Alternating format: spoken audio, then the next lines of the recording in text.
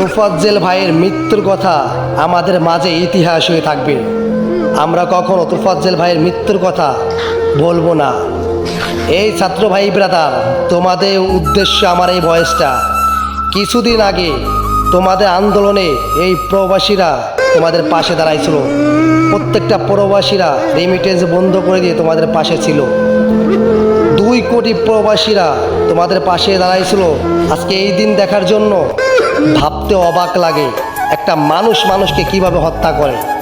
আরে ভাই, যে জানোয়ার, যে পশু, সেও তো ভাত খাওয়াইয়ে তারপরে এইভাবে নির্মমভাবে হত্যা করে না।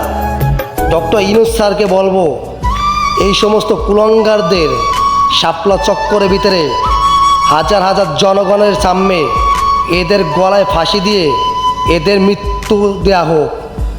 এই সমস্ত কুলঙ্গারদের কোনোখানে জায়গা নাই।